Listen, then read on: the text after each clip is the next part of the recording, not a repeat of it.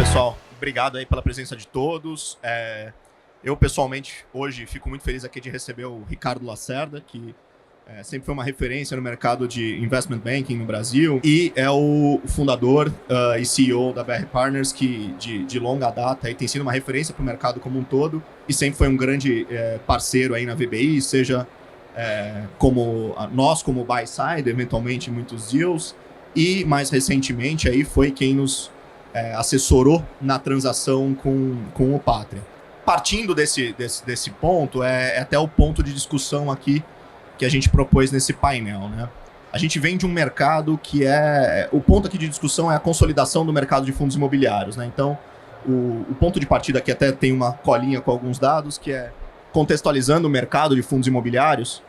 A gente teve ali a 8668, a lei que criou os fundos imobiliários no início dos anos 90.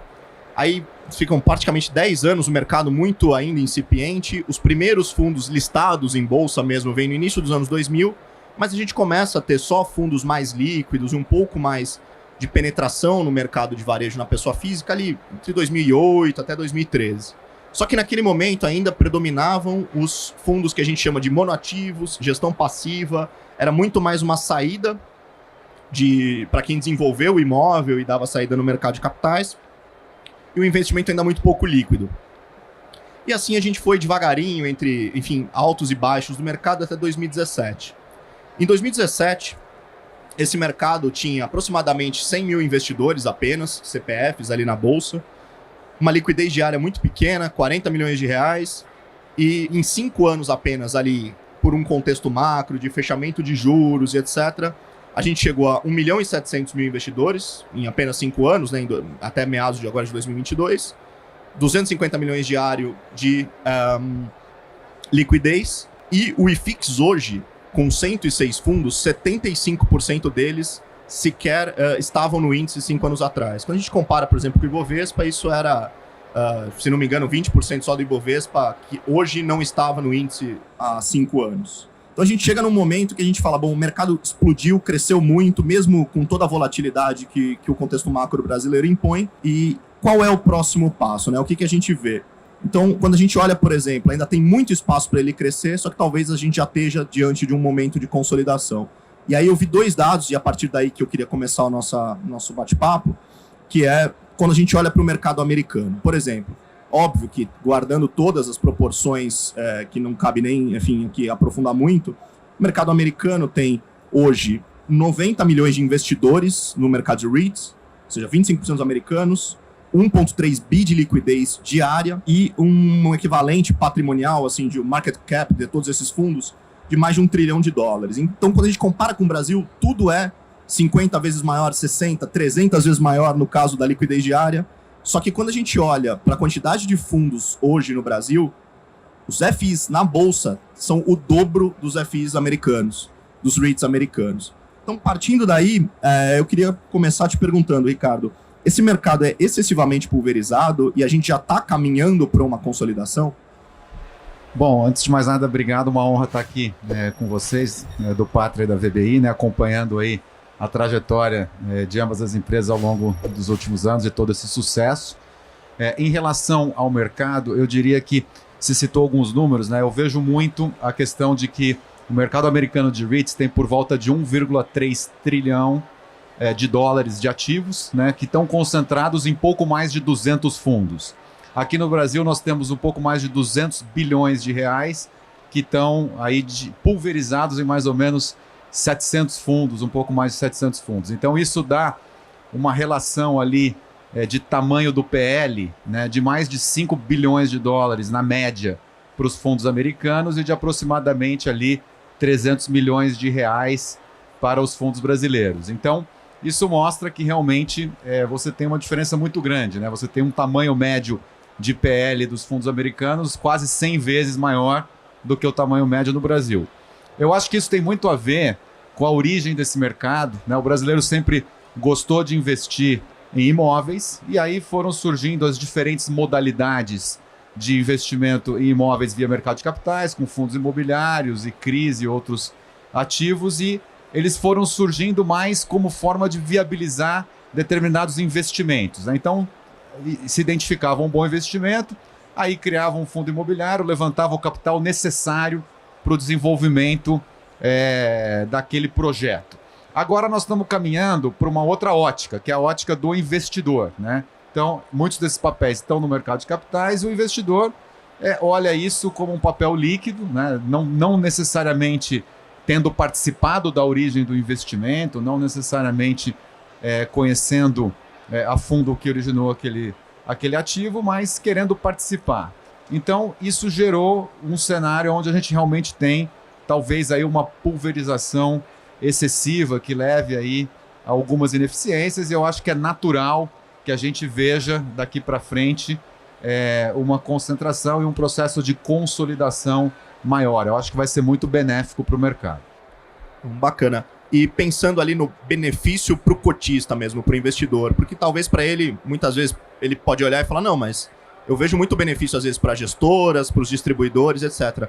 Para o cotista, no final do dia, quais os maiores benefícios que você enxerga? Não, eu acho que para o cotista, naturalmente, a liquidez vai ser um benefício muito importante, né? Porque hoje, muitas vezes, você tem fundos que não têm liquidez ou que sofrem muito em momentos de mercado mais difíceis, porque tem pouca liquidez. Então, eu acho que esse é um benefício óbvio.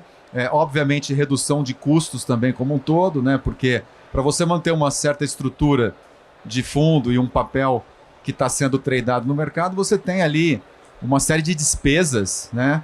Que quanto mais elas forem diluídas, vai ser melhor também para o cotista.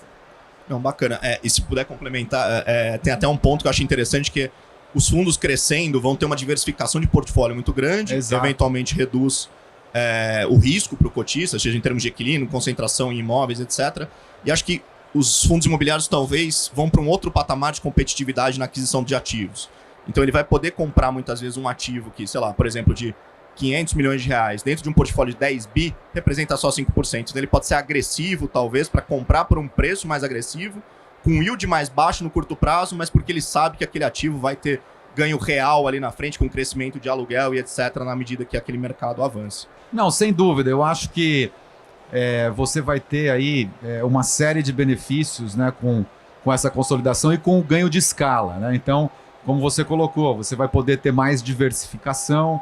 Então, muitas vezes, como eu coloquei, a origem desses fundos foi mais viabilizar investimento em determinados ativos. Então, alguém identificou lá um projeto imobiliário, um prédio ou um shopping center, vou criar um fundo aqui, levantar o capital para desenvolver esse projeto, não tanto com uma cabeça de fazer uma sequência de investimentos em diferentes ativos.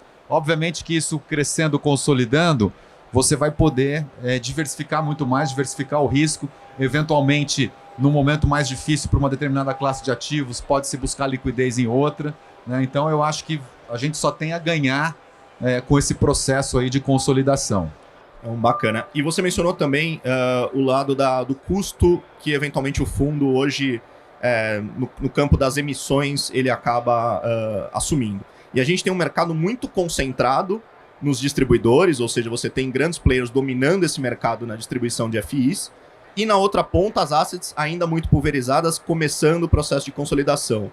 Uma vez com menos assets, mais consolidados, essa relação muda, e quais são as vantagens que isso pode trazer para o investidores, para as gestoras? Eu acho que ela muda. Eu acho que, obviamente, tem uma certa diferença de característica do business de distribuição e de administração comparado ao business de gestão.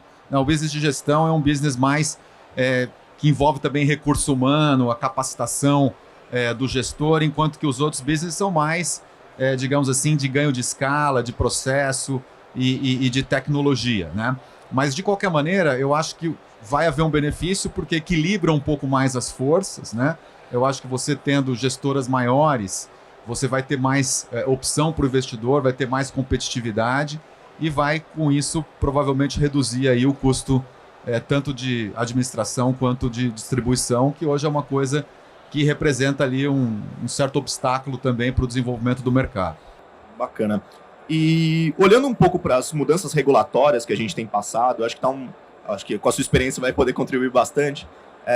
O mercado está cada vez mais dinâmico, então, por exemplo, novas categorias de investimento, o FIAGRO, agora a CVM 160, então uma instrução que vem desburocratizando, agilizando, tornando mais baratas as novas emissões, principalmente para fundos estruturados, né? Isso está ficando, parece que o mercado, a CVM está querendo incentivar isso de alguma forma. Como que você vê as mudanças de arcabouço regulatório para os próximos anos e os reflexos que isso pode ter para os fundos estruturados? Eu acho que é muito positivo, né? Eu acho que a gente teve ali em 2015, por exemplo, a CVM 571, que com o quórum ali de 25% destravou uma série de coisas que vinham emperrando o mercado. Agora a CVM 160 vai na mesma linha. Eu acho que toda essa desburocratização é extremamente importante. Acho que a gente tem aqui um regulador que está atento a isso, né? E está procurando, digamos assim, fomentar esse mercado.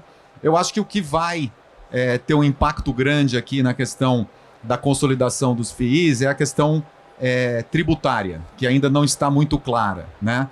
Porque você está lá carregando um determinado tipo de ativo, aí quando você vai fazer a consolidação, o que vai ser a resultante, como é que você vai carregar as diferentes posições tributárias dos fundos que estavam, digamos assim, historicamente com custos diferentes, quem que some, quem que fica, quando que vai ser recolhido o imposto. Eu acho que esse, na minha opinião, é o nó do problema aí para a gente poder acelerar essa consolidação e acho que vai precisar de uma clareza maior do regulador em relação a isso. Eu acho que tem muita incerteza na questão tributária e uma certa dificuldade de conciliar aí, digamos assim, as diferentes bases de cálculo e o momento da tributação. Porque imagine o seguinte, você tem um fundo ali que você está carregando uma posição, talvez não seja o melhor momento para você realizar, você não quer, digamos assim, ter que recolher o tributo ali naquele momento, mas pelo fato de você estar fazendo uma fusão e ele desaparecer, vai ter um trigger